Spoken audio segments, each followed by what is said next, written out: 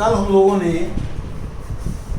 वास्तविक संख्याओं के समुच्चय R के जो भिन्न भिन्न प्रकार के सबसेट हैं उनके बारे में बात की थी और उनके निम्नक यानी कि इन्फीमम और उच्चक अर्थात सुप्रीमम की बात की थी। तो हम ज़्यादा ध्यान उच्चक पर देंगे क्योंकि उससे हमें निम्नक भी समझ में आएगा। उच्चक का मतलब क्या है? उच्चक का मतलब है कि जो आपका समुच्चय है उसकी अपर बाउंड देखिए। जैसे एक ही अपर बाउंड क्या होगी? 4 से बड़ा कोई भी नंबर। उन अपर बाउंड में जो लीस्ट है वो आपका उच्चक कहलाएगा। तो उच्चक की एक और परिभाषा क्या हो गई? न्यूनतम ऊपरी परिबंध। अंग्रेजी में अगर इसे कहें तो अंग्रेजी में कहेंगे लीस्ट अपर बाउंड, या शॉर्ट में इसको LUB ये भी हम कह सकते हैं। इसी प्रकार से निम्नक है। निम्नक का मतलब ये है कि आप वास्तविक संख्याओं के समुच्चय में ये देखें कि कौन कौन सी इसकी लोअर बाउंड है, यानी कि ऐसे कौन कौन से एलिमेंट्स हैं जिनसे कि A के सभी एलिमेंट्स बड़े हैं। तो -1 है, -2.3 है, -∞ है, -5 है, 0.1 है, इन सब से इसके एलिमेंट्स बड़े हैं। तो उनका जो सबसे बड़ा बाउंड है वो हमारा 1 है, तो वो हमारा निम्नक हो गया। यानी एक तरीके से निम्नक की जो परिभाषा हो गई वो हो गई अधिकतम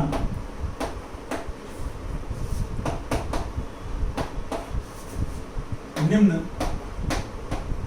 परिबंध। अंग्रेजी में कहा तो ग्रेटेस्ट लोअर बाउंड, या शॉर्ट में इसको GLB भी हम कहते हैं। तो इसका जो संकेतक है वो हमने रखा हुआ है L और इसका संकेतक हमने रखा हुआ है G।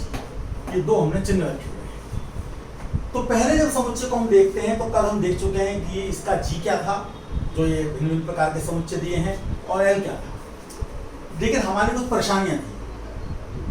हमारी परेशानी ये थी कि आप जब आपके पास ऐसा कोई समुच्चय आए जिसमें कि G या L नहीं है तो फिर उसको कैसे सिद्ध किया जाए।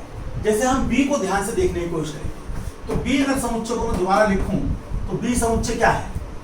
पहले M को 1 रखा, फिर M को 2 रखा, फिर M को 3 रखा, फिर 4 रखा, तो ये चलते चले जा रहे हैं, कोई अंत नहीं है।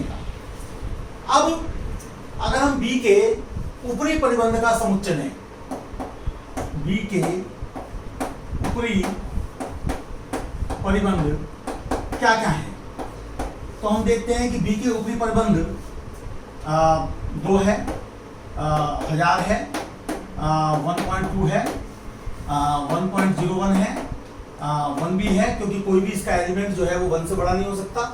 ये इसके ऊपरी परिबंध है। इन ऊपरी परिबंधों में हम ये देखने की कोशिश करें कि सबसे छोटा ऊपरी परिबंध कौन सा है। तो हमें लग तो रहा है 1, लेकिन हमारे मन में संदेह है कि कहीं 1 से छोटा भी कोई ऐसा नंबर ना हो जो कि B का ऊपरी परिबंध हो जा रहा हो। तो ये गारंटी हम कैसे दें कि B का सुप्रीमम 1 होगा? इसको देखना ये एक बड़ा काम है। तो इसको हम लोग देखेंगे कि ये जो हमारे पास B समुच्चय है इसका जो सुप्रीमम है वो 1 कैसे आ रहा है, इसको देखने का हम प्रयास करेंगे। तो आइए इसको देखते हैं जरा, ये कैसे बनाता है। लग तो रहा है कि 1 आता है लेकिन गारंटी नहीं है, तो गारंटी जरा हम देखना चाहते हैं कि ये वास्तव में 1 होगा। अब अगर हम एक वास्तविक रेखा लें, ये हमारी वास्तविक रेखा है, इस पर यहाँ पर 1 है। अगर हम इसके एलिमेंट्स को लेना शुरू करें जैसा अभी हमने लिया था, तो 1/2 यहाँ पर है, 2/3 यहाँ पर है, 3/4 यहाँ पर है, 4/5 यहाँ पर है। आप ये देखेंगे कि ये नंबर बढ़ते जा रहे हैं और इनके बीच के गैप कम होते चले जा रहे हैं, बढ़ते जा रहे हैं। इसको कैसे देखेंगे? तो आप n/n+1 और n+1/n+2 की तुलना करके देख लीजिए। n+2/n+1 n/n+1 से बड़ा आएगा, तो ये बढ़ते जा रहे हैं और बीच के गैप कम होते जा रहे हैं। ये भी आप देखिए 4/5 है, फिर 5/6 है, फिर 6/7 है, फिर 7/8 है, तो ऐसे करके आ रहे हैं। अब हम ये कैसे समझें कि 1 इसका लीस्ट अपर बाउंड है, यानी कि सुप्रीमम है, यानी कि उच्चक है, इसको कैसे देखें? तो इसको देखने का हमेशा तरीका ये है कि आप 1 के इर्द गिर्द एक घेरा बना लीजिए। अब ये जो है इसको आप कह दीजिए 1 माइनस एप्सिलॉन, और इसको आप कह दीजिए 1 प्लस एप्सिलॉन। एप्सिलॉन क्या है? ग्रेटर देन 0, चाहे ये कितना ही छोटा हो, चाहे ये कितना ही बड़ा हो। तो कोई ना कोई नंबर इस वाले समुच्चय का ये इसके बीच में आ जाना चाहिए।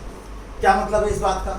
कि देयर एग्जिस्ट में अस्तित्व है n बिलोंगिंग टू n का, ताकि n अपॉन n प्लस 1 वो हमारा बीच में आ जाए किसके? 1 माइनस एप्सिलॉन 1 प्लस एप्सिलॉन।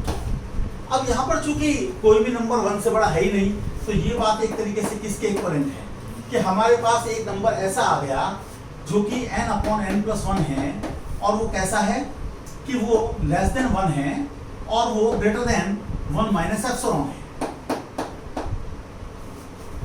ठीक है, ये मतलब निकलना चाहिए, ऐसा हमें होना चाहिए। चाहे हम कितना भी छोटा एप्सिलॉन को ले लें, लेकिन हमेशा कोई ना कोई n हमको मिल जाना चाहिए किसी n के लिए।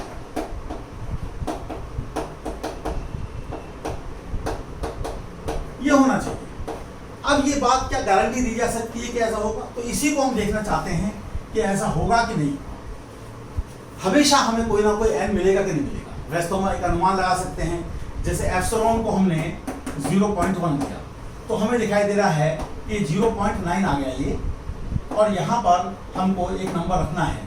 तो मैं यहाँ पर एक नंबर रख सकता हूँ, और वो नंबर रख सकता हूँ मैं एक तरीके से 99/100। ये एक नंबर है।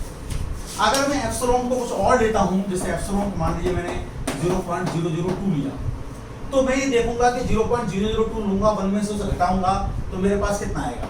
0.998 आएगा। ये आएगा मेरे पास। जब ये मेरे पास आएगा तो मैं चाहूंगा कि कोई मुझे ऐसा नंबर मिल जाए जो कि इस वाले समुच्चय का हो, और उस समुच्चय के लिए बीच में वो नंबर आ जा रहा हो, ऐसा कोई n मुझे मिल जाए। तो मैं एक अनुमान लगा सकता हूँ कि अगर मान लीजिए कि मैं 999 ले लूँ और बटे मैं 1000 ले लूँ, क्योंकि नीचे वाला ऊपर वाले से बड़ा है, तो मेरे पास ये वाली बात पूरी होगी। तो हमेशा मुझे ऐसा मिलेगा। तो हमें केवल यही देखना होता है, ये तो मैंने कुछ उदाहरण लिए, हमें वास्तव में ये देखना होता है कि क्या हम व्यापक रूप से ये बात सिद्ध कर सकते हैं कि हर एक एप्सिलॉन के लिए कोई ना कोई मुझे एक प्राकृतिक संख्या n मिलेगी, जिसके लिए कि ये वाली बात मेरी पूरी हो रही होगी, बल्कि मेरी ये पूरी बात पूरी हो रही होगी। ये मुझे देखने का प्रयास करना चाहिए। तो जब मैं इस प्रयास में सफल हो जाता हूँ, तो मैं कहता हूँ कि 1 इस समुच्चय का उच्चक है। ऐसे बाकी समुच्चयों के बारे में भी हम धीरे धीरे देखेंगे। आज इतना ही। बहुत बहुत धन्यवाद।